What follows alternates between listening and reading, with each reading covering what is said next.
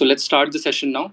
So guys, हमारा आज का जो डिस्कशन टॉपिक है that will be around current market scenarios, जहां हम बात करेंगे प्रेजेंट मार्केट सिचुएशन की और इस वक्त कैसे मार्केट को नेविगेट करना चाहिए, कहाँ इन्वेस्ट करें, कहाँ एग्जिट करें एंड मच मोर. इस सेशन को हम दोनों इंग्लिश और हिंदी के मिक्स में कंडक्ट करेंगे to cater our audience. And we will also try to make this session more interactive by letting you ask the questions from our experts. But उसके लिए आपको लास्ट तक सेशन में रुकना होगा. We will call you out one by one and let you ask your personal questions on investing at the end of the session. And yes, guys, this session will be of 1 hour strictly, so make sure you watch till the end and be ready with your questions. And trust me this is gonna be very informative for you, specially अगर आप option trader हैं तब तो आपको ये session देखना ही चाहिए, क्योंकि आज के हमारे experts Preeti ji and Aditya both are option traders. And I bet आपको इस सेशन से कुछ ऐसा सीखने को मिलेगा जो आपके प्रॉफिट्स पे रियल इम्पैक्ट डाले. So without wasting any time I will just start off by introducing our experts for today. So we have Preeti Tiwari with us, जिन्होंने पहले भी हमारे साथ बहुत सारे ट्विटर सेशन किए हैं एंड होपफुली आगे भी बहुत सारे सेशंस आएंगे हमारे. And Preeti ji is an ex banker and a certified financial adviser, और अब वो फुल टाइम ट्रेडर भी हैं. She is one of the leading experts on her platform 3 Dots, and she mostly indulges in option trading, mostly option buying. And also we have Aditya with us, जो काफ़ी साल से banking industry में है और ये भी एक IRDA सर्टिफाइड फाइनेंशियल एडवाइजर हैं. And he has been trading full time since 2019. He also mostly trades stock options completely based on technical analysis. So guys, जैसा कि मैंने कहा था, if you are an options trader or you trade based on technicals, this is gonna be a very insightful session for you. So now I'll let Preeti ji take over and tell you a little bit about our discussion today, and then Aditya can also pour in his views on the same. Yeah, Preeti ji, go ahead. I think Preeti ji has left the session for some seconds. I think Aditya, you can go ahead and tell people about what is going to be around. Hello everyone. So अभी तो चीजें काफी chilled out है फिलहाल.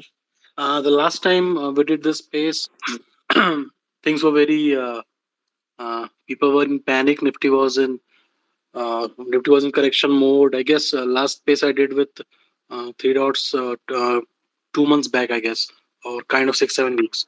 So that time the market was in full correction mode, और उस time सब काफी panic mode में थे कि क्या होने वाला है. और ट्विटर बिरादरी ने काफी 12,000 14,000 पता नहीं कहाँ के लेवल दिखा रहे थे date time. But date time भी उस टाइम पर बोला था मैंने कि इतना ज्यादा कुछ करेक्शन लगता नहीं किया आएगा. और ऑलरेडी जिस तरह से इंडियन मार्केट ने परफॉर्म किया है, it's really brilliant. The way the market kept it resilient form. इतना हैवी FIIs की हिस्टोरिकल सेलिंग हुई लास्ट 1 ईयर में. और as far as I remember the correction started last August, और तब से लेके जून तक चला. ऑलमोस्ट 11 मंथ 10 मंथ्स ये करेक्शन चला है. और वापस से अभी आप देख रहे हो कि FIIs are now in a buying spree. तो डेफिनेटली एक शानदार लगभग 2,500 पॉइंट की रैली हम लोग को दिख चुकी है लो से. और things are looking quite good, quite better, much better than what it looked like few months back. Of course, the sentiments have changed. The stocks have now started moving. Even also the cyclical stocks, cyclical sector like metals as well are now bouncing back. DXY's softening. थोड़ा सा अपना रुपया थोड़ा भी थोड़ा week है, but time के साथ एक्सपेक्ट कर सकते हो कि वो बाउंस बैक करेगा. The most important thing which I saw this quarter के companies are posting excellent results. If you guys compare the companies which are posting results these days, तो लास्ट क्वार्टर के जो रिजल्ट थे उनमें majority of the companies were posting average से लेके काफी disappointing numbers थे. बट इस क्वार्टर में चीजें जैसे जैसे कुछ इंटरनेशनल जो भी अपना वॉर का इशू था और कुछ इश्यूज थे जो भी थे, तो वो काफी कूल ऑफ हो चुके हैं. तो कंपनीज ने वापस से जो उनकी अर्निंग्स है उनमें काफी ग्रोथ देखने को मिल रहा है. तो अभी कुछ ऐसा नेगेटिव दिख नहीं रहा. थोड़ा बहुत चाइना ताइवान का इशू करेंटली चल रहा है, बट आई डोंट थिंक के उतना मैटर करेगा फिलहाल, क्योंकि after long time FIIs are now in a buying spree. They are continuously buying, and I guess this time today is the 9th day in a row when they are net positive. So things are looking quite good, and we are no one would have thought के इतनी जल्दी महीने 2 महीने में अपन इतने लो से वापस ATH की तरफ बढ़ेंगे। इफ यू गाइस अब थोड़ा बहुत सोचोगे तो आपको दिखेगा कि अभी केवल अपन हार्डली 1000 पॉइंट ही एटीएच से दूर है, और कल मुझे लगता है कि 100-200 पॉइंट गैप अप हो जाएगा तो 700-800 पॉइंट 600 पॉइंट के आसपास। तो इट्स स्टॉक मार्केट, इसमें कभी भी कुछ भी हो सकता है। जो लोग पैनिक करके निकल गए, जो लोग डर के पिछले 1 साल में अपना लॉस में बुक कर लिया, वो अब अफ़सोस कर रहे होंगे कि क्यों निकले। बट यही स्टॉक मार्केट है, यही चीज़ें सिखाती हैं कि कैसे सर्वाइव करना होता है। Even I am a trader, I am a trainer as well. I have seen majority of my clients were like they were in panic. Few went in like big losses. You cannot help when the market starts taking. जब market लेने पे आता है तो फिर वो किसी को छोड़ता नहीं है। तो मैंने बहुत सारे clients थे, even my क्या बोलोगे, मतलब आई डिड नेवर एक्सपेक्टेड के जो मतलब बहुत बड़े बड़े प्रॉफिट बुक किए उन्होंने, काफी हाई लेवल की ट्रेडिंग करते थे, वो भी गायब हो गए इस करेक्शन में। Even I get even sometimes I call them, message them, पूछता हूँ कि क्या हुआ, तो कहते भाई अब गया सब सारा जितना उन्होंने साल 2 साल में कमाया था वो सब 2 3 4 महीने 6 महीने करेक्शन में सब चला गया। तो अपने को मार्केट में दो चीजें होती हैं, गुड डेज बैड डेज। तो गुड डेज में अपने पास मोमेंटम होता है, वो क्या कहते हैं कि जो एडवांटेज होता है वो ट्रेडर के पास होता है या फिर इन्वेस्टर के पास होता है। तो उस टाइम पे अपने को उस चीज का पूरा फायदा उठाना चाहिए। और जब बुरा वक्त चलता है मार्केट का, तो उस टाइम पे अपने को प्रॉफिट का नहीं सोचो, उस टाइम सोचो कि अपना कैपिटल बचा रह जाए। तो ये चीजें मैटर करती हैं, और यही हुआ कि जो पैनिक कर गए वो निकल गए, और जो जिन्होंने थोड़ा बहुत एक्सपीरियंस है या फिर जो इनको सही गाइडेंस मिलती है वो थोड़ा जो बच गए वो वापस से पोर्टफोलियो का रिकवर हो रहा है। तो मेरे खुद के रिलेटिव्स थे, काफी मैसेज आते थे कि क्या करें क्या करें। मैं बोला कि एटीएच का वेट करो। ये तो है नहीं कि निफ्टी वापस एटीएच नहीं मारेगा, हो सकता है, मेरे को भी नहीं पता। मैं भी कोई भगवान नहीं हूँ कि बोल दूं कि नहीं 1 साल में एटीएच आ जाएगा, ऑल टाइम हाई वापस निफ्टी। वो मारेगा, वो कल मारेगा, 1 साल बाद मारेगा, 2 साल बाद मारेगा, 3 साल बाद वो मारेगा, वो वापस से अपना ऑल टाइम हाई ब्रेक करेगा। तो नीचे ऊपर ये दोनों चीजें मार्केट का पार्ट है। और वही चीजें मेरे को जो पूछा था, मैं ही बोल रहा था कि बस वेट करो निफ्टी वापस से 18,600 जब जाएगा तो। मेरे से जो पूछा था मैं यही बोलता था। तो वापस से अपन 17,600 के आसपास आ चुके हैं, कल होपफुली 700-800 जाएंगे। बट देखते हैं, अभी थोड़ा सा फिर भी दिमाग में चीजें होती हैं कि अभी क्या हो रहा है कि थोड़ा बिलीव करना मुश्किल है कि हम इतनी जल्दी से वापस से इतनी बड़ी रैली देखने को मिली है। तो थोड़ा सा माइंड भी हो रहा है कि थोड़ा सा भी अगर निफ्टी डिप मारता है 50 पॉइंट का, तो अपने को वो जो पुरानी यादें हैं जब एक एक दिन में 200 पॉइंट 300 पॉइंट डिप आते थे निफ्टी में, तो वो दिमाग में चलता रहता है कि डिप आया 50 पॉइंट का तो शॉर्ट करो, हो सकता है 100-200 आ जाए। और इस चक्कर में आप देख रहे हो पिछले 10 दिन से कि निफ्टी हार्डली इंट्राडे में 50-100 पॉइंट ज्यादा डिप आता ही नहीं है, और जो भी डिप आता है वापस से बाई हो जाता है। तो ये इस समय मार्केट की स्ट्रेंथ है कि उस टाइम भी अपन बोलते थे कि अभी एफआईआई सेल कर रहे हैं तो मार्केट गिर नहीं रहा। मतलब जितना एक्सपेक्ट करते हो गिरना, उतना करेक्शन नहीं आया। तो जब सोचो कि जब वापस से बाई करना चालू करेंगे तो क्या होएगा, तो क्या होएगा ये अभी अपनों को दिख रहा है कि क्या हो रहा है मार्केट में। Even 50 points dip is now being bought, no one is looking to, कोई जो सेल कर रहे हैं वो ट्रैप हो जा रहे हैं, और बुल्स की बस आंधी चल रही है फिलहाल। तो ठीक है, चीजें बेटर लग रही हैं, और बेटर है भी। थोड़ा सा अभी हफ्ते 10 दिन में फ्यूचर ऑप्शन की बात करोगे तो मेरे को थोड़ा सा दिक्कत हो रहा है पिछले हफ्ते 10 दिन से कि मोमेंटम बहुत ज्यादा नहीं मिल रहा है फैनों में।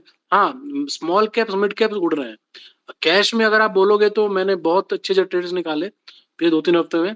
तो अभी momentum small cap mid cap में है, तो मोमेंटम वापस शिफ्ट होएगा फेनो में, तब देखते हैं। बट फिलहाल everything looks good, market is in now, जो डर था करेक्शन का बहुत हैवी, वो सारी चीजें अभी मार्केट ने पीछे छोड़ दी हैं, और it's time to look for the bright future. और मार्केट का भी, पोर्टफोलियो का भी, और बाकी देखते हैं क्या होता है। Everything is now much better conditions. Over to you Preeti. Very well summarized, Aditya. I think बहुत सारे क्लियर पॉइंट्स आदित्य ने कह ही दिए। बट जब हम क्रैश की बात करते हैं, जो अभी आई वुड नॉट से क्रैश, बट देन जैसे ही 100 पॉइंट भी या 500 पॉइंट भी निफ्टी इधर उधर होता है, so people talk about crash.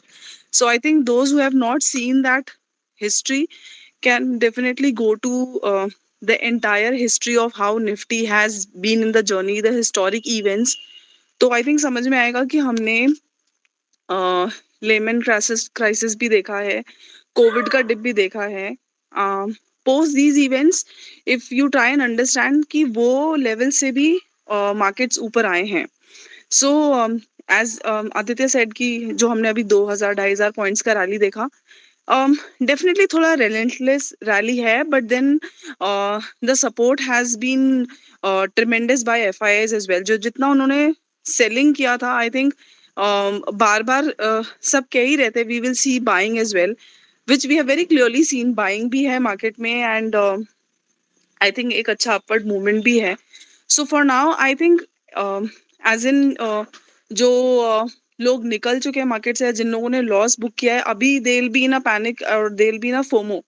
अब ये फोमो बाइंग आता है, फिर यहाँ पे लोग they buy on a levels where in they shouldn't, और प्रॉब्ली जहाँ पे प्रॉफिट बुकिंग का बात आता है वहाँ पे वो लोग इन्वेस्टमेंट्स करते हैं, and that's the way they get into the entire zone and they start creeping and crying, और फिर वो कहते हैं मार्केट में पैसा नहीं बनता. So now the scenario what people are looking at the moment is again a dip. So for me, I think rally काफी है, थोड़ा सा कंसोलिडेशन या साइडवेज मार्केट रहेगा एंड एक अपफ्रंट मूव आएगा, तो it will be a better situation for us to be in. So मुझे ऐसा लगता है कि अभी थोड़ा बहुत साइडवेज या थोड़ा बहुत डिप्स होना चाहिए मार्केट में, समवेयर अराउंड 17,200 17,300 तक का एक डिप मिल जाए. प्रॉब्ली यस, कल भी एक गैप अप एक्सपेक्ट कर रहे हैं. अगर कल का गैप अप एक अच्छा मिल जाता है एंड फिर वहां से I think we can see थोड़ा बहुत डाउनवर्ड मूवमेंट. कल एक एक्सपायरी भी है, so looking at it I think एक अच्छा गैप अप ओपन होने के बाद वी कैन सी अ थोड़ा बहुत प्रॉफिट बुकिंग टुमारो. सो एक अच्छा डिप मिलने के बाद एक प्रॉब्ली जो लोग नया अभी इमीडिएट इन्वेस्टमेंट्स के लिए सोच रहे हैं, they can again look for some sort of dips. And definitely there are few segments wherein people can eye on. Metals, of course, like I always talk about metals. Metal is one of my favorite counters to be invested in. So cyclical है, but then commodities rally is yet to happen. बहुत लोगों ने commodities rally, अगर if you can just go and study the history, you'll understand commodities rally is yet to happen, and commodities is a big way to go. So those who haven't invested can buy on dips or can buy on tranches. This is one of the suggestions. Now coming to other components like IT and bank nifty and stuff, I think आज IT थोड़ा pressure में था, but maybe if you know the way we are performing, the US markets are performing and the Nasdaq is performing, if things go well, I think IT में भी एक अच्छा rally देखने को मिल सकता है. एंड निफ्टी को परफॉर्म करने के लिए bank Nifty is a major component I personally believe in. Apart from all the indexes, I think Bank Nifty ka rally karna is very important. So for now, the immediate levels for Bank Nifty on the upper side is around 38,700 and stuff. 38,700 cross होने के बाद I think एक अच्छा बहुत strong up move up to even 40,000 levels देखने को मिल सकता है. So this is what are the levels I am eyeing at personally. And guys, very well put up by Preeti and Aditya. But for those who don't know what is going on in the market in the FIIs, जैसे कि प्रीति जी और आदित्य ने बताया कि there is something happening with the FIIs that so year के starting में हमने देखा कि काफ़ी FIIs यानी कि फॉरेन इन्वेस्टर्स ने अपने पैसे इंडियन मार्केट से निकाल लिए थे, लेकिन जो अब देखने को मिल रहा है, बहुत से लोगों से फॉरेन इन्वेस्टर्स का यू टर्न भी बोल रहे हैं, क्योंकि again we are witnessing on increase in foreign investment. So Preeti ji and Aditya, आपके हिसाब से इस पर्टिकुलर चीज़ का ट्रेडर्स पे क्या इम्पैक्ट पड़ेगा और मार्केट पे क्या इम्पैक्ट पड़ेगा? मतलब इस पर्टिकुलर चीज़ जो फॉरेन इन्वेस्टमेंट और आ रही है, वापस आ रही है, तो इससे क्या होगा?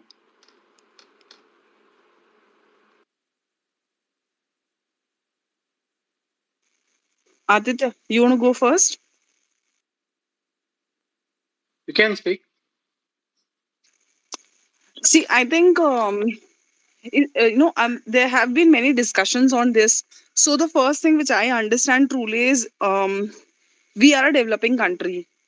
So एक तो सबसे इम्पोर्टेंट एस्पेक्ट यहाँ बाइंग का ये है कि we are developing countries and हमारे यहाँ पे जो the way we have the consumption appetite is very different as compared to any other geographical areas. So I think यहाँ पे FII का buying अगर saturate होता भी है, so I think the way the FIIs are coming back, this clearly indicates that we have a very clear consumption module here. So there are many aspects apart from the consumption module. As I said, that developing nation है ही, फिर then the kind of potential that we have. So as you already know that we are still in a phase wherein people are opening demat account. We are still in a phase wherein people are understanding the financial awareness. People are getting into that. So the potential is very big out here. So FIS definitely have that understanding, and that's a big add-on to us being in the market, and people who are still investing for them.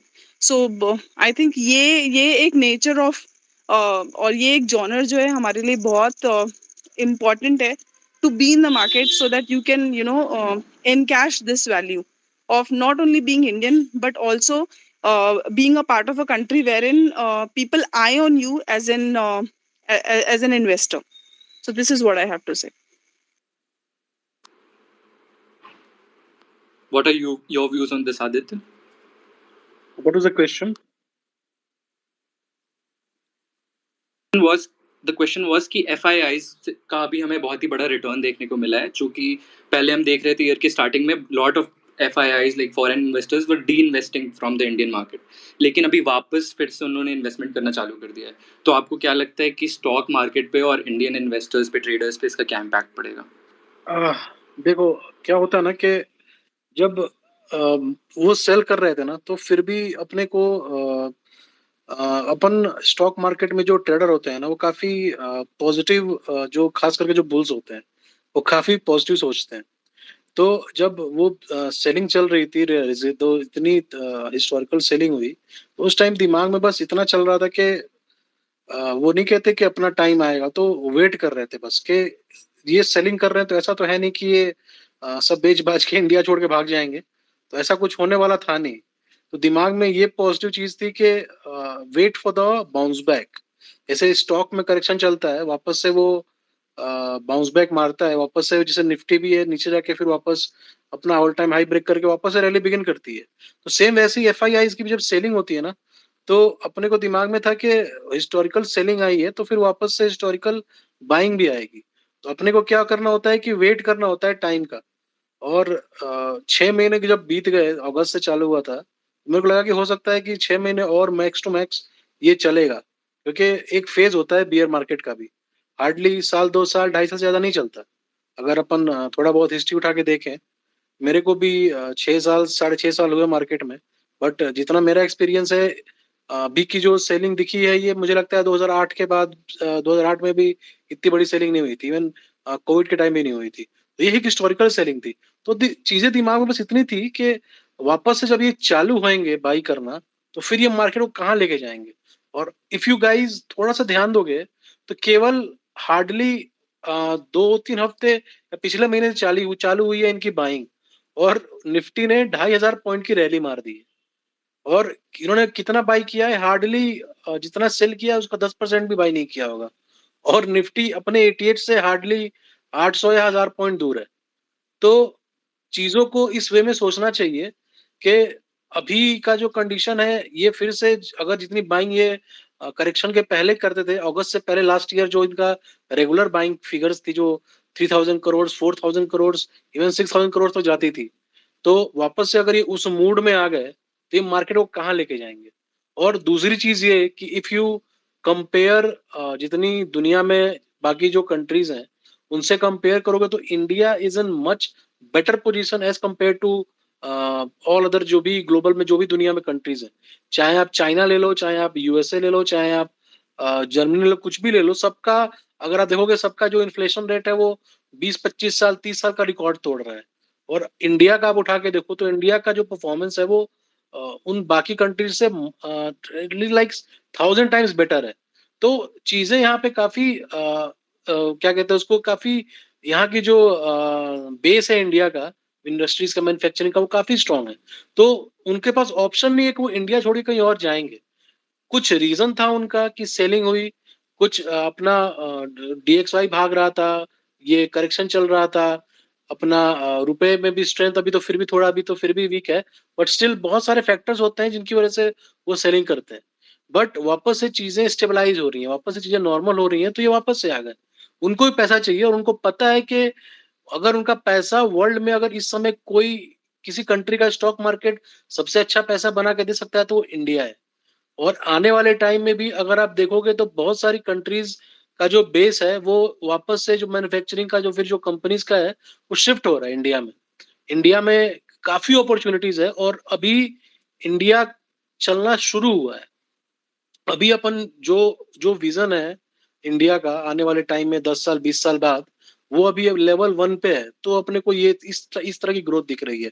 सोचो आने वाले time में अगर ये जो अभी चल रहा है अपना GST कनेक्शन देख लो, इनकम टैक्स देख लो, जो भी है सरकार की जो भी पॉलिसीज है, आप वो देख लो। लोग भले गवर्नमेंट को कितना क्रिटिसाइज करते हैं, but what government has able to do कि उन्होंने चीजों को काफी मेंटेन रखा है।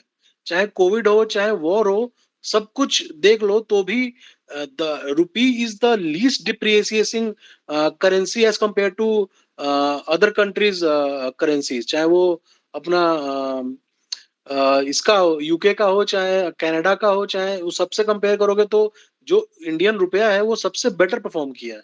तो आप सोच सकते हो कि कुछ पॉलिसीज डेफिनेटली आप कितना भी क्रिटिसाइज कर लो गवर्नमेंट को, बट और एक निगेटिव पार्ट में मानता हूँ कि चीजों का बर्डन पड़ता है अपने पे, नॉर्मल जो भी इंडिया के लोग हैं उन पे बनता है। बट एक उसका हर चीज का एक दूसरा कॉइन के दो होते हैं फेस। तो दूसरा ये है कि उसका एडवांटेज भी मिला है कि India is much better position as compare to other countries. तो चीजें अभी शुरू हुई हैं और FII छोड़ के जा नहीं सकते इंडिया को, क्योंकि उनको ही पता है कि the best opportunity to make money is currently, और अभी है वो इंडिया में है, और आने वाले 10 साल 20 साल में भी इंडिया में ही है। तो कोई चांस नहीं है कि वो छोड़ के जाएंगे। हाँ, ये जैसे प्रॉफिट बुकिंग होती है मार्केट वैसे उन्होंने भी करी, वो एक फेज था। बट मुझे लगता है आने वाले साल 2 साल 2.5 साल के लिए अभी कोई टेंशन नहीं। थोड़ा बहुत वॉर, ये वो फेड, ये सब आते रहते हैं। मार्केट है, बुल है, तो बियर के ट्रिगर्स आते रहेंगे, वो दोनों साथ में चलेंगे। बट अगर ओवरऑल देखोगे तो we are definitely going for 20,000 21,000 even much better positions. तो चीजें बहुत अच्छी कंडीशन में है। और बाकी देखते हैं, FIIs को इससे बेटर ऑप्शन, इंडिया से बेटर ऑप्शन नहीं मिल So, सकता इस टाइम पे। I completely agree with you Aditya.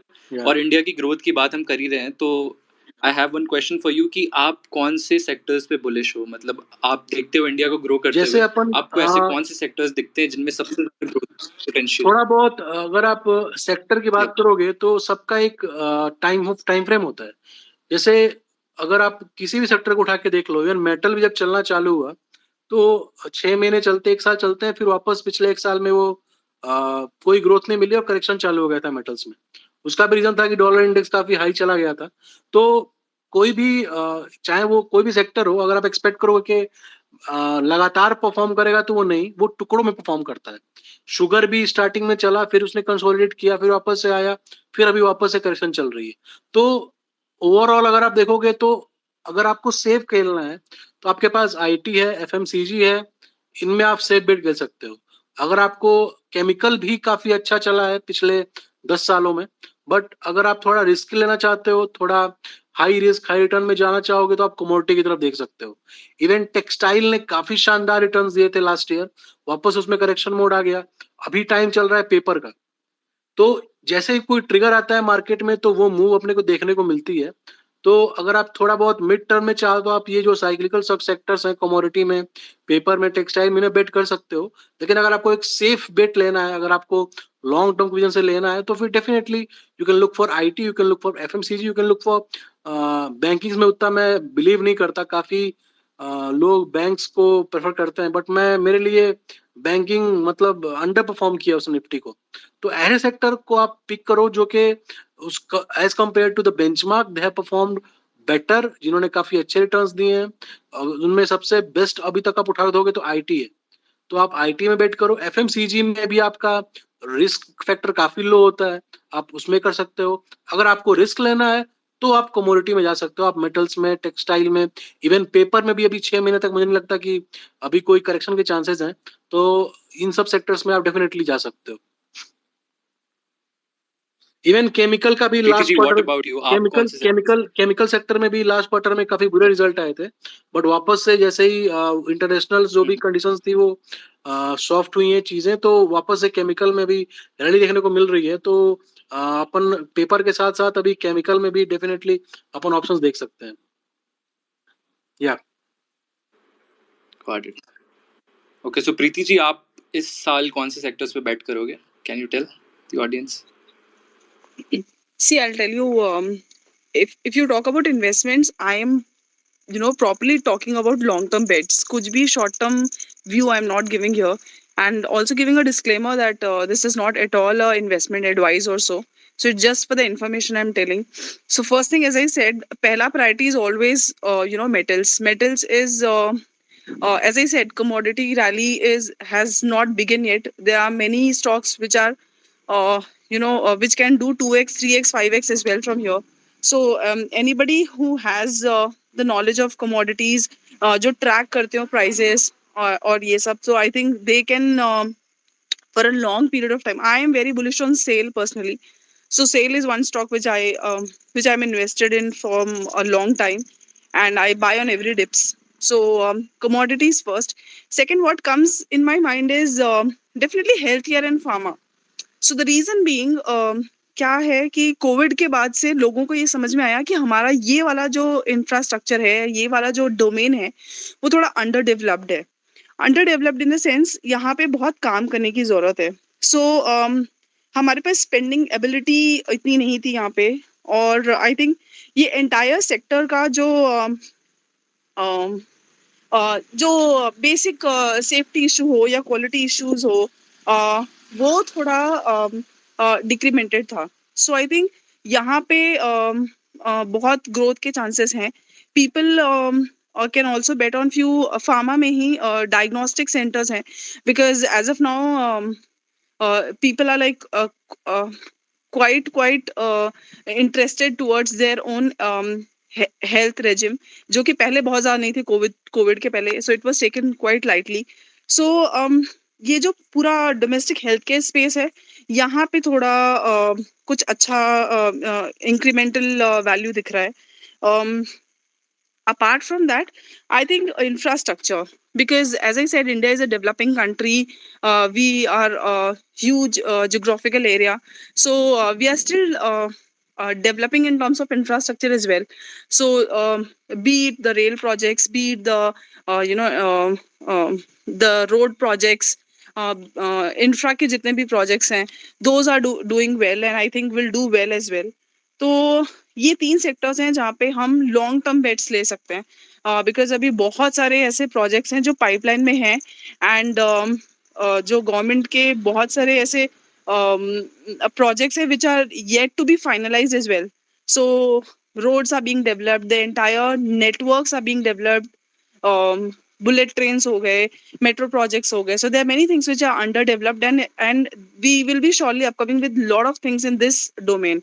So definitely commodities हो गया, healthcare और जो अपना domestic healthcare section है वो, and third infrastructure. These are the long term bets I think people can go for.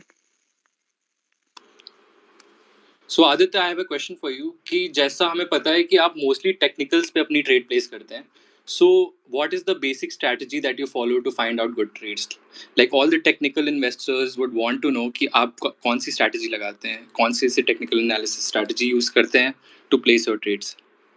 I think ये चीजें मैं स्पेस पे बता दूं तो काफी ये वो काफी मुश्किल है कि मैं ये सारी चीज स्पेस पे बता दूं, बट टेक्निकल्स में mostly price action is more than enough, और अगर आप एफएनओ में ट्रेड करते हो फ्यूचर ऑप्शन में, तो definitely you can go for the data as well. FNOs में आपको ऑप्शन चेन के अलावा और किसी चीज की रिक्वायरमेंट है नहीं। और यहाँ पे अभी मार्केट में कितने लाइक मेजोरिटी या बहुत सारे ऐप्स हैं कि आप इनमें डेटा देख सकते हो। बट फोकस, चाहे आप एफएनओ कर रहे हो या कैश कर रहे हो, आपको मोस्टली एक चीज फोकस करना होता है, वो होता है कि आपके पास एक ढंग का सेटअप हो जिसपे आपको एक अच्छी खासी एक्यूरेसी मिल जाती है। तो क्या होता है कि नए जो भी ट्रेडर्स होते हैं वो क्या करते हैं कि they always try to experiment new setup, कुछ नया करने का ट्राई करते हैं। तो वो चीजें आपको, अगर आप चाहते हो कि आपको सक्सेस मिले ट्रेडिंग में चाहे इन्वेस्टिंग में, तो आपको एक या दो सेटअप, उससे ज्यादा सेटअप पे काम नहीं करना है। और आपको कोशिश करनी है कि उसमें ही जो भी आपको माइन्यूट एरर जो भी आपको मिल रहे हैं उसको कैसे एलिमिनेट कर सकते हैं, उस सेटअप को और कैसे बेटर कर सकते हैं, उसी पे फोकस कर सकते हैं। जैसे कि I mostly do option chain reading, तो उस ऑप्शन चेन रीडिंग के लिए मैं डिफरेंट डिफरेंट एप्स ट्राई करता हूँ कि जहाँ मुझे कुछ और शायद मिल जाए हेल्प, तो जिसमें मेरे को और बेटर से डाटा रीडिंग में कर सकता हूँ। तो ये चीजें फोकस होनी चाहिए कि आपको एज कम्पेयर टू आप डिफरेंट सेटअप पे जाओ, आप जो आपके पास जो सेटअप है जो आपके लिए वर्क करता है उसको बेटर कैसे करें, उस पे काम करना चाहिए। और कोई भी ट्रेडर है, चाहे वो एक्सपीरियंस्ड है, चाहे न्यूबीज है, कोई भी है, तो उसको मेन फोकस ये होना चाहिए कि अपना प्राइस एक्शन से बढ़ के कुछ नहीं है मार्केट में। अगर कभी कभी मैं बहुत बहुत बार ऐसा होता है कि डेटा कुछ और कहता है, प्राइस एक्शन कुछ और कहता है, but the moment the chart starts behaving as per the price action, data starts following the price. तो प्राइस सबसे इम्पोर्टेंट होती है, प्राइस एक्शन। और अगर आप एफएनओ करना चाहते हो तो आपके लिए data reading is most important. इसके अलावा आपको कुछ नहीं चाहिए। कैश में भी अगर आप चाहो तो आपको ब्रेकआउट ट्रेडिंग आनी चाहिए, आपको थोड़े बहुत पैटर्न्स पता होने चाहिए, और सबसे बड़ी चीज आपके पास एक खुद का अच्छा सेटअप होना चाहिए। तो इसके अलावा आपको और कुछ नहीं चाहिए होता है। जितने भी इंडिकेटर्स होते हैं, trust me, I hardly use more than one और टू इंडिकेटर्स। मैं सुपर ट्रेंड यूज करता हूँ, sometimes I use divergence, RSI, और उससे ज्यादा मैं कभी यूज नहीं करता। ये दो काफी है मेरे लिए, RSI and super trend more than enough for me, चाहे वो इंट्राडे हो, चाहे पोजिशनल ट्रेडिंग हो, चाहे इन्वेस्टिंग हो। इससे ज्यादा, और कैश के लिए तो मेरे को उसकी भी जरूरत नहीं पड़ती। कैश के लिए simple price action is more than enough. तो बस बहुत ज्यादा चीजों को अगर आप कॉम्प्लिकेट करोगे, आप सोचते हो कि मैं 4 5 6 7 इंडिकेटर लगा के ट्रेडर बन जाऊंगा, तो वो चीज काम नहीं करेगी। प्राइस एक्शन हो चाहे आपका कोई भी सेटअप हो, जितना सिंपल रखोगे, चाहे वो ट्रेडिंग हो चाहे वो आपकी लाइफ हो, चीजों को सिंपल रखो तो वो आपको ज्यादा साफ दिखेंगी। तो बस यही मैं कहना चाहूंगा। So guys, जैसा आदित्य ने कहा, following one strategy is the key, following one setup is the key. And also Preeti ji and Aditya, as you know, Three Dots पे traders की काफी बड़ी community है, and they always have some or the other questions for the experts. So there are few questions जो काफी highlight होते हैं, इसलिए I'll also try to cover them in today's session. So one of the questions that comes up regularly is that most of the people buy options and comparatively there are less people who sell options. And जैसा हम सबको पता है, आप भी options buy करते हैं, तो ऐसा क्यों? Like, क्योंकि थियोरेटिकली ये भी बोला जाता है कि there is high probability of profit in option selling as compare to buying it. तो ये सवाल काफी लोगों का रहता है, so what are your views on this? You asking to me? या आदित्य और Preeti, anyone can answer. The thing is, both strategies have their own advantages and disadvantages. For example, आपको सेलिंग में, बाइंग में क्या होता है ना, बाइंग में आपको profit can be unlimited, risk is limited. But if you talk about option selling, the risk is unlimited but the profit is limited. तो आपको डिपेंड करता है कि आप किस टाइप के प्लेयर हो। आप दूसरी चीज, सेलिंग के लिए कैपिटल ज्यादा चाहिए होता है, और मेजोरिटी ऑफ जो ट्रेडर्स हैं अपने इंडिया में, वो ज्यादातर के पास कैपिटल उतना बड़ा होता नहीं है। हार्डली 2 लाख से ऊपर ही चाहिए होता है 1 से 2 लॉट सेल करने के लिए। मेरे को अगर आप पूछोगे तो दोनों चीजें मैं ट्राई करता हूँ, बट कभी कभार थोड़ा सेफ, जैसे मार्केट में मोमेंटम हर रोज नहीं होता। अभी जो पिछले 10 दिन से मार्केट चल रहा है ये टोटली सेलर्स का मार्केट पिछले 10 दिन से जो चल रहा है, कि आपको मोमेंट हार्डली 100-200 पॉइंट का मूवमेंट होता है इंडेक्स में। आपको बहुत ज्यादा अपॉर्चुनिटी नहीं है बाइंग में, मोमेंटम नहीं है। एफएनओ में limited stocks, definitely stocks move दे रहे हैं बट काफी लिमिटेड मूव्स आते हैं।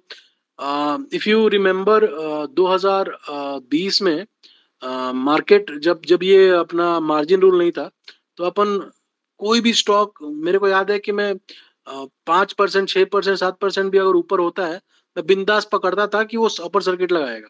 आज के मार्केट में क्या है कि अगर स्टॉक 2-3% तक बढ़ चुका है तो उसको पकड़ने का कोई फायदा ही नहीं है, क्योंकि उसका जूस जो है वो 3%, 2-3% जाते जाते फिर उस कुछ वो ऊपर जाने लायक रहता ही नहीं है। I am talking about FNO. तो ये चीजें रहती हैं। बाकी सेलिंग और बाइंग में डिफरेंस इतना ही है कि जैसे अभी मेरी बात करोगे तो मैंने एक ऑलरेडी कल के लिए स्ट्रेंगल एक सोल्ड करके रखा हुआ था।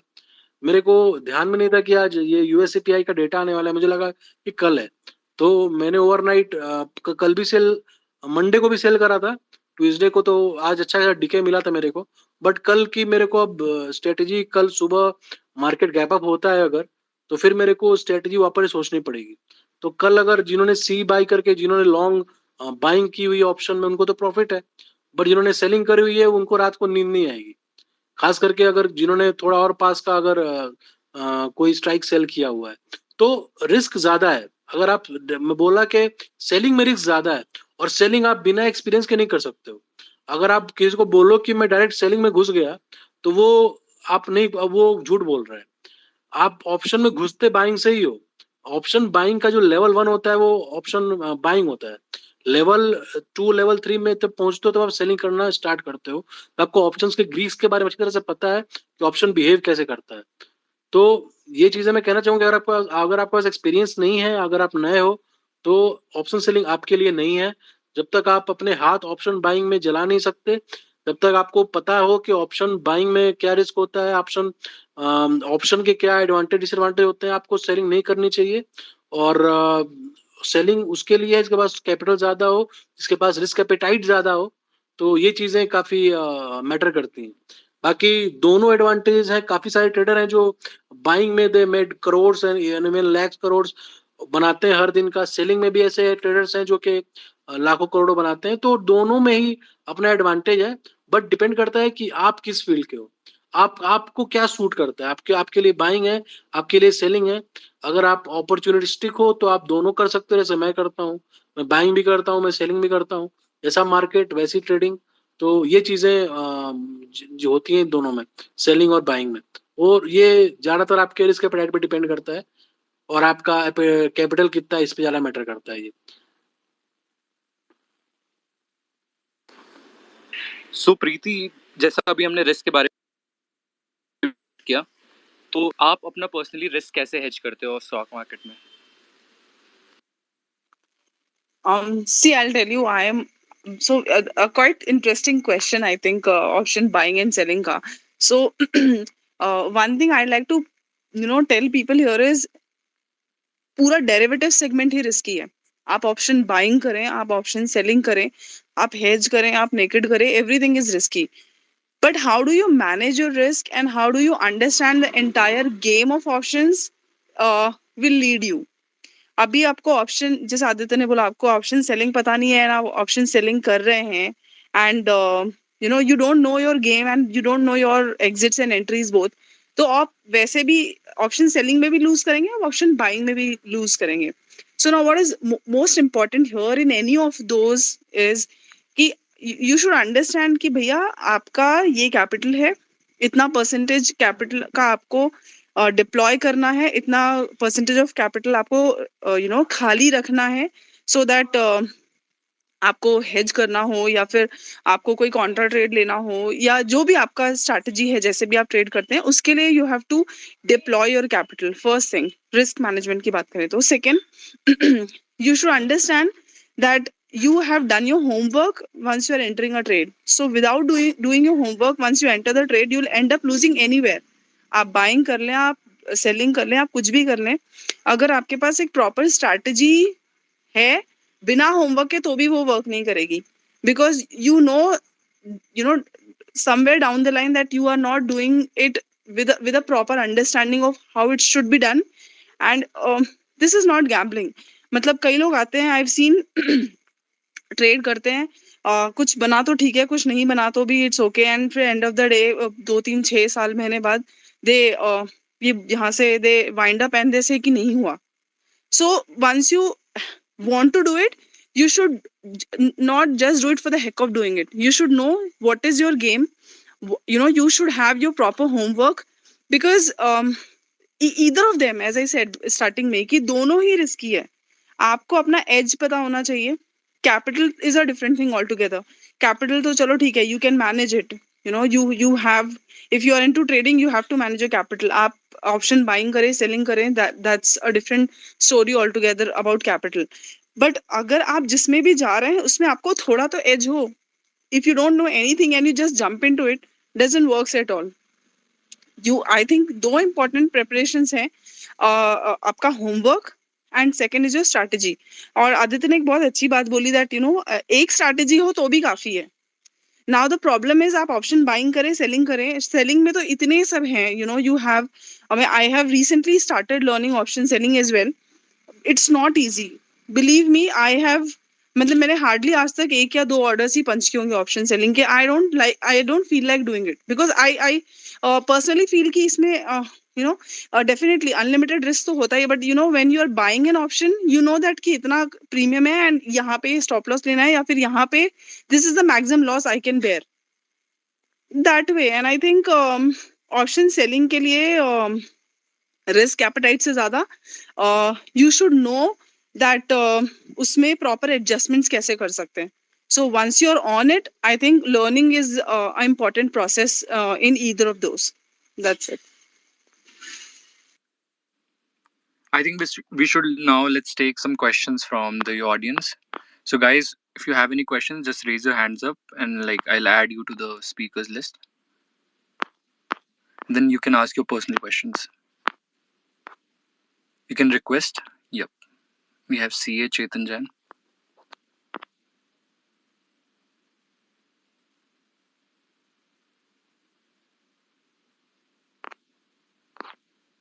Hi Chetan, you can ask your question now.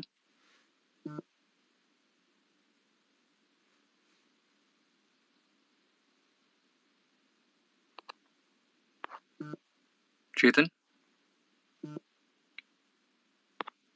Okay, I'll add somebody else. There is Jay.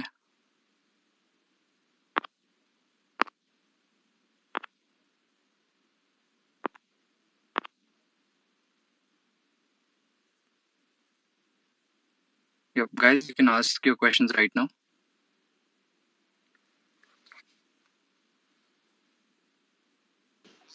सवाल है कि अगर मैं ऑप्शन बाइंग कर रहा हूँ तो ऑप्शन बाइंग में मेरा जो ट्रेलिंग एसएल होगा, ट्रेलिंग एसएल मैं कैसे रख, अगर मैं इंडेक्स में कर रहा हूँ. Sandeep, can you please start your question from the scratch, क्योंकि बहुत सारी आपकी वॉइस ऑडिबल नहीं थी. अच्छा, तो मुझे पूछना है कि मैं अगर ऑप्शन बाइंग कर रहा हूँ, अगर इंडेक्स में कर रहा हूँ सपोज, तो मैं अगर ट्रेलिंग स्टॉप लॉस यूज करना चाहता हूँ तो वो इंडेक्स के चार्ट के हिसाब से करूँ कि ऑप्शन के चार्ट के हिसाब से करूँ. और मेरा दूसरा सवाल है कि अगर मैं ऑप्शन बाइंग में जा रहा हूँ तो मुझे टारगेट रखना चाहिए या ट्रेलिंग स्टॉप लॉस लेके चलना चाहिए.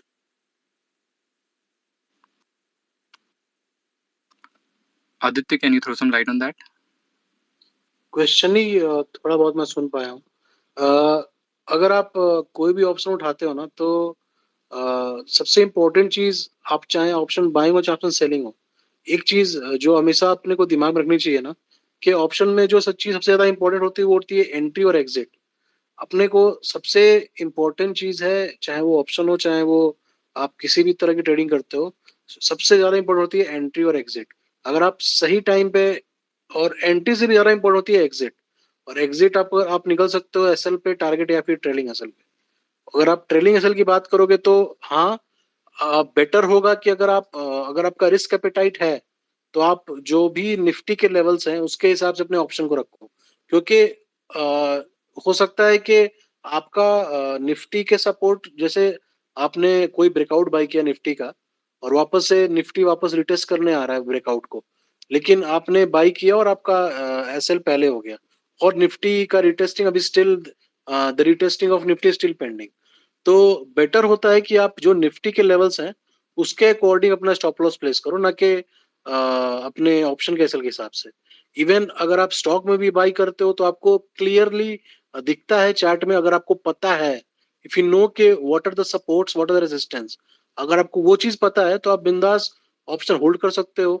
कि अगर आपने बाइंग किया हुआ है लॉन्ग हो तो आप वेट कर सकते हो कि सपोर्ट पे वापस आने का, वहां से वापस बाउंस बैक करता है या क्या करता है। तो ये चीजें मैटर करती हैं, but it also depends on your risk appetite. क्या आपका जो रिस्क एपेटाइट है वो अलाउ करता है कि आप डेफिनेटली, अगर आप वेट करोगे तो कुछ प्रीमियम इरोड होगा, कुछ हो सकता है कि जो स्टॉक का सपोर्ट लेवल वो ज्यादा नीचे हो, तो आपका रिस्क एपेटाइट अलाउ करता है या नहीं।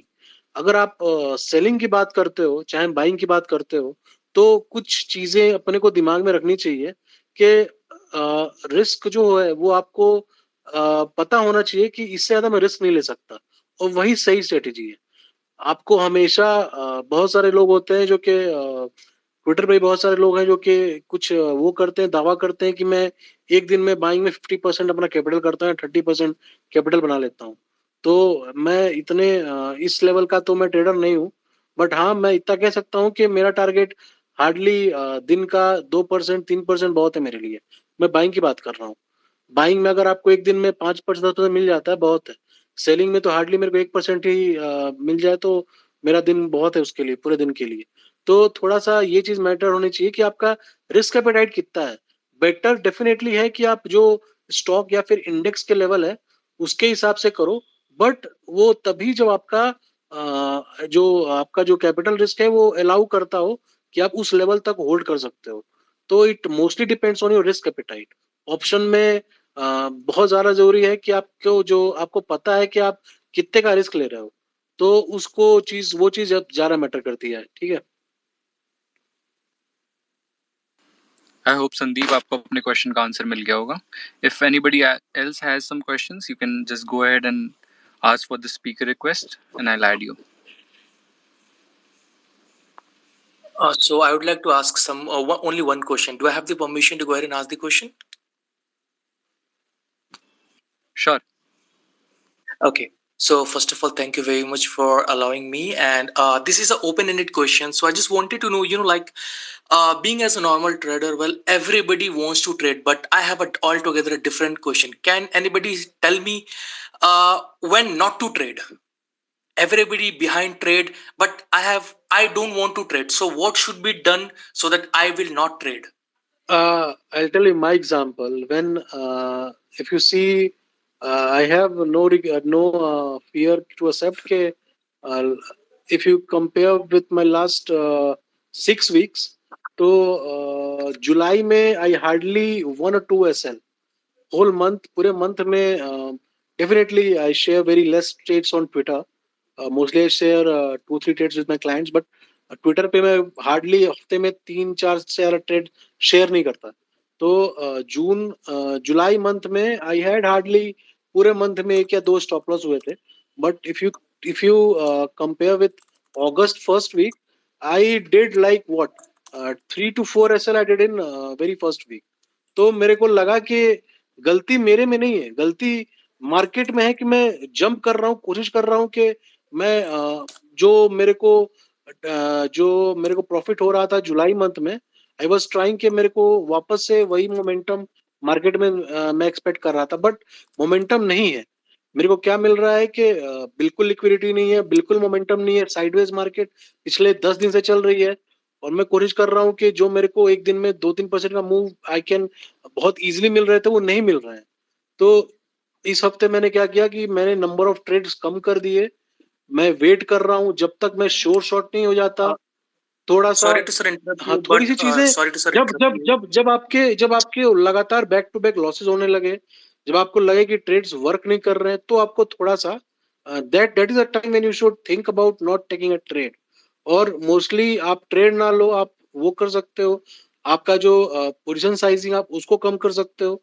तो ये चीज आप कर सकते हो।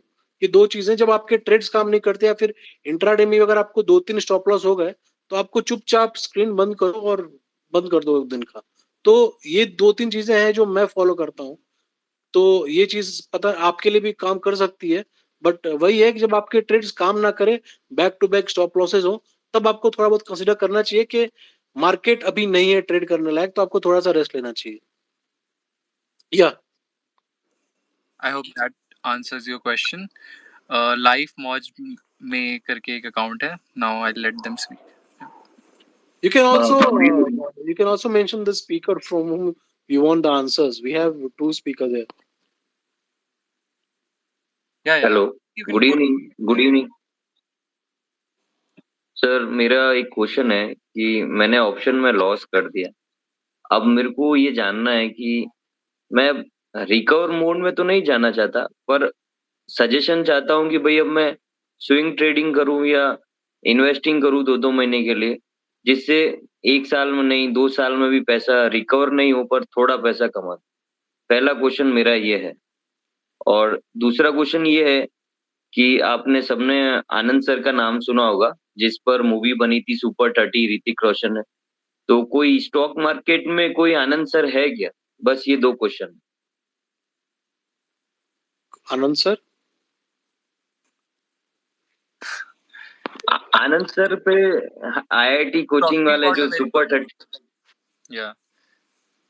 I think you can go ahead with the first question. Okay, I'll answer the first question. अगर आप मार्केट में आपको पैसे आपने गंवाए हैं, आपने लॉस किया है, तो आप कभी ये मत सोचो कि आपको वापस वो पैसा रिकवर करना है। अगर आप सोचोगे वापस से कि मेरे को वो रिकवर करना है, तो काफी मुश्किल होगा आपके लिए। वो माइंडसेट काफी आपको चैलेंज करेगा। जो लॉस हो चुका है उसको भूल जाओ, वापस से स्टार्ट करो। और जो आपने मिस्टेक्स किए हैं, I will tell you my story. मैंने जब ऑप्शन किया, मैंने जब मार्केट में आया था, तो उस टाइम 25-30 टाइम एक दिन में मार्जिन मिलता था। आप 1 लाख से 20 लाख 30 लाख तक का इंट्राडे में एफएनओ में आप बाइंग सेलिंग करते थे।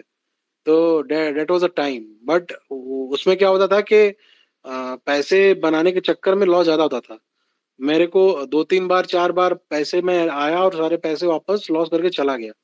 तो सबसे इम्पोर्टेंट चीज आपको बता दूं, मार्केट में स्टॉप लॉस इस बहुत छोटी चीज है, लेकिन सबसे इम्पोर्टेंट चीज मार्केट में स्टॉप लॉस होती है, जो कि किसी भी ट्रेडर को, चाहे वो कैश करता हो या ऑप्शन करता हो, बाइंग सेलिंग कुछ भी करता हो, अगर आपने स्टॉप लॉस का यूज करना सीख लिया, तो आपको डेफिनेटली आपकी जो भी आपने जो भी आप सीखोगे, आपकी जो मोस्ट इम्पोर्टेंट जो आपने गलती की होगी, वो स्टॉप लॉस नहीं लगाने की होगी। तो ये चीज थोड़ा सा ध्यान में रखना।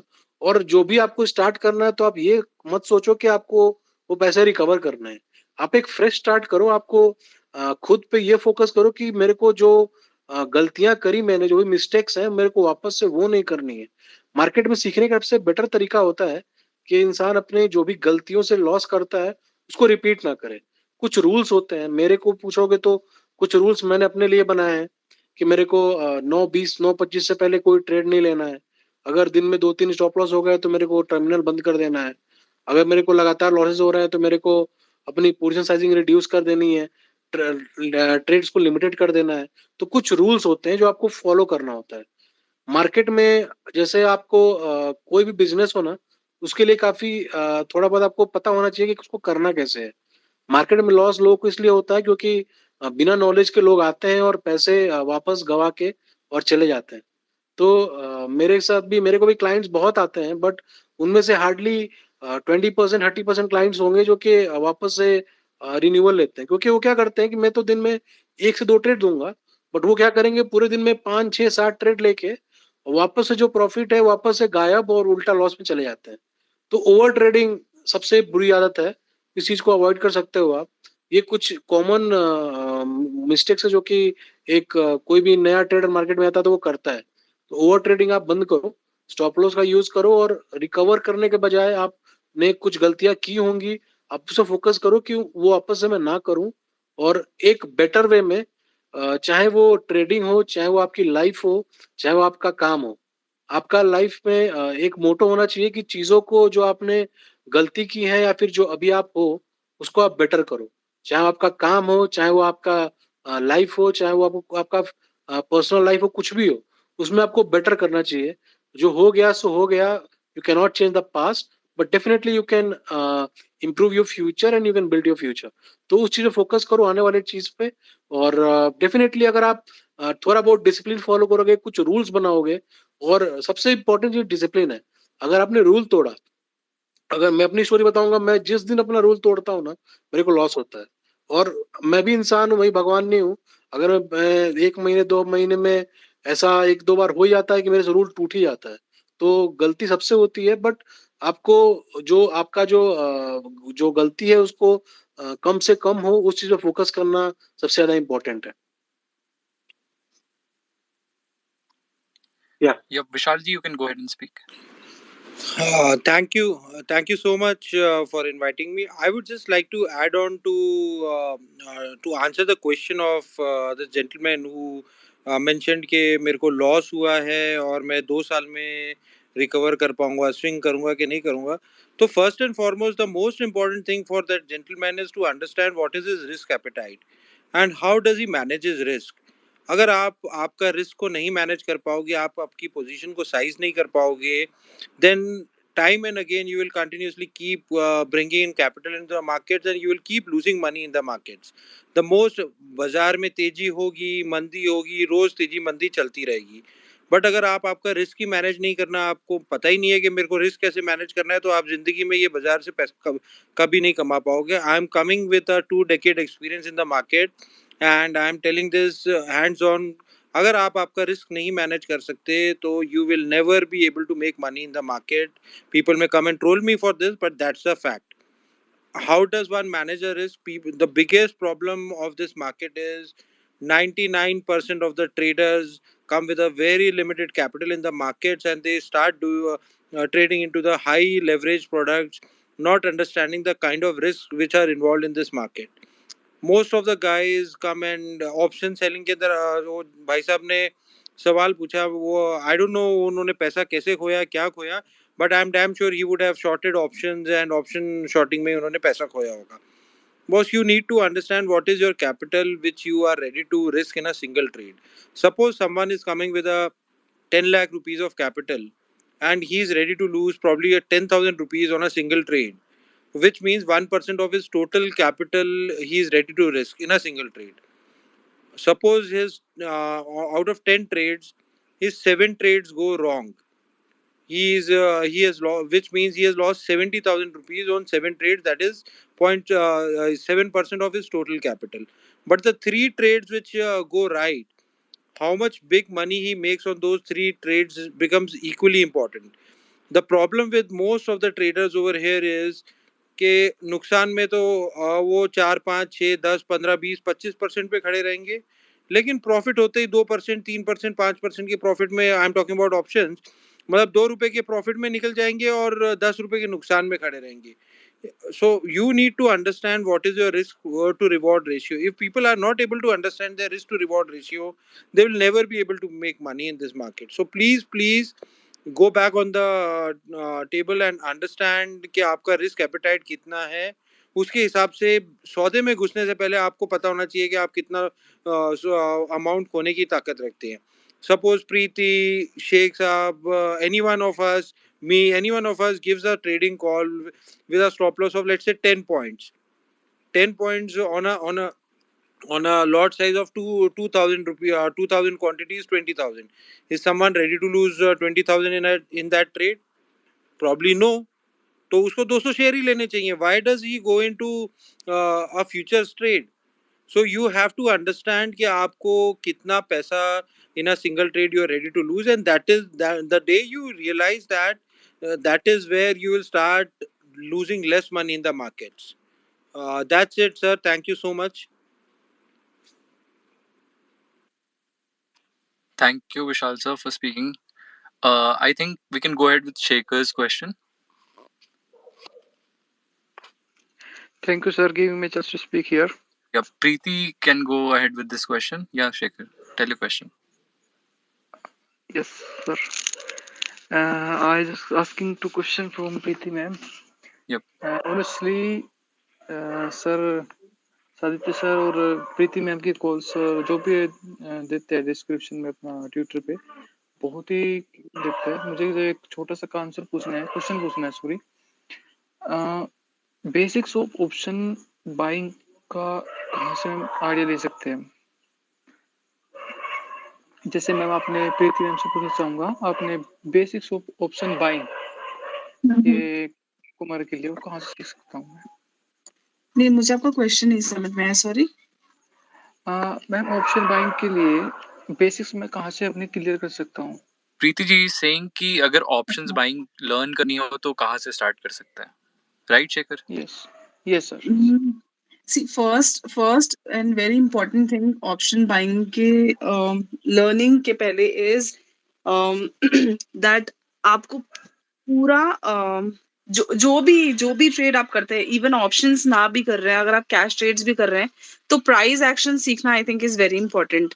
So I think on multiple platforms I have told and I have been very clear on the fact that I'm not a option data lover, though I check it for reference, but मतलब मैं I am not a person who loves option data और option chain के हिसाब से मैं अगर trade लेती हूँ तो that I don't do. I do recheck the levels from there, but my major trades are on the basis of price action. So somebody who is willing to learn options trading should be well versed with the normal technical analysis first. Now second, how to learn it.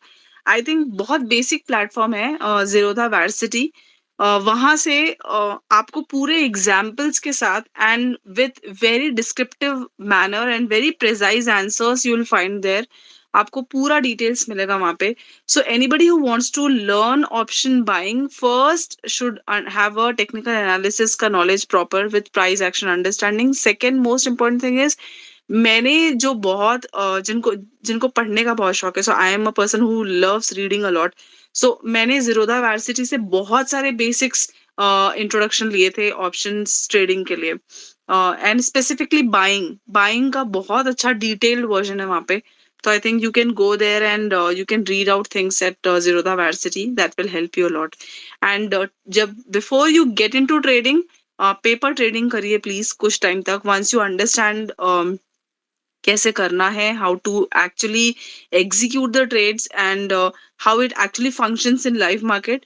जब आपको execution का थोड़ा idea हो जाएगा properly, then the next step is getting in live trades in live markets, and that too with specifically if you want to understand क्योंकि emotion बहुत important है trading के दौरान, तो वो साइकोलॉजिकल इफेक्ट्स और इमोशन लेस ट्रेडिंग कैसे करना है, कैसे मैनेज करना है अपना साइकोलॉजी ड्यूरिंग द ट्रेडिंग. सो उसके लिए you can do live trade in Nifty. You can start with Nifty with 1 or 2 lots initially. So for option buying, I think these are the steps somebody can follow. Yep. I think one last question we can take is from Harsh. Harsh, you can speak right now. Sir personally किसी stock के बारे में पूछना है, पूछ सकता हूँ? हर्ष आप जनरली पूछ सकते हो, but like we are not giving a stock tips और एडवाइस राइट नाउ. लेकिन आप जनरली उस स्टॉक के बारे में पूछ सकते हो, लेकिन उसको एक एडवाइस या टिप मत समझना. Okay sir. सर मेरे पास टीवी 18 बहुत टाइम से पड़ा है, तो ऑलमोस्ट 70 की रेंज का है, तो अभी तो वो ऑलमोस्ट आधा हो गया है, तो उसमें क्या कर सकता हूँ मैं? होल्ड कर सकता हूँ अभी? और आप ये भी बता सकते हो आपका क्वेश्चन किसकी तरफ डायरेक्टेड है, प्रीति जी या विशाल से आप पूछना चाह रहे हो? कोई भी, दोनों में सर. ठीक. विशाल जी, you want to go ahead with this? Sir, again here you have not managed your risk properly. Sir investment के अंदर 50% आपका कैपिटल इरोड हो गया, आप अभी भी पोजीशन में खड़े हो. That means your trade has gone wrong. Why you want to sir, एक वो कहावत है, कैंसर अगर हो जाता है, हाथ में कैंसर हो जाता है तो हाथ काट दो, नहीं तो it will spread across to your entire body. Assume you bought 1000 shares at 70 rupees. 70,000 रुपए की आपने इन्वेस्टमेंट की और वो आज 35,000 रुपए ही रह गई. You have lost 50% of your boss capital. 50% आपको रिकवर करने के लिए मोर देन 65% आपको stock price has to go in your favour. What is the probability? I don't know. No one knows that. उसमें हो क्या रहा है सर, आप एक चीज समझिए कि आप वो TV18 के भाव का आपका इंतजार करने के चक्कर में what is the kind of opportunity loss you are losing, opportunity you are losing in other stocks. See what has happened. I mean, अगर आपने वही चीज जल्दी निकाल दी होती, प्रॉफिट बुक कर ये लॉस बुक कर लिया होता, उसमें आप प्रॉब्ली वो 5% या 10% लॉस में अगर आप निकल गए होते, तो सर जल्दी आपको कोई और काउंटर के अंदर आप कमा सकते थे, रिकवर कर सकते थे वो सब. तो I think the most important thing is currently I don't know what your portfolio value is and what kind of risk appetite you have, but I would certainly not advise you to buy a stock which is down 50% from its peak. Probably it can correct another 50% from these levels. You never know, never know. So sir, avoid such kind of trades. And I would say कि यहाँ पे भी अगर आप एक बार आपका loss book करके probably if you start looking at some other opportunities, probably your chances of you recovering your money would be much faster than TV18 going from 35 to probably 70 rupees. So please, sir, I won't recommend anyone to hold a stock which is down 50% from your entry price. The first and the foremost thumb rule is that अगर आपका stock unfavour के अंदर जा रहा है, even if it is for a long term perspective, you need to understand that if there is drastically something wrong in the stock, probably he's left the spaces, I believe. Yeah, he's left as a speaker, Vishal ji. So thank you for sharing your insight, Vishal. And thank Pleasure. you. Yep. So we'll be ending this session right now.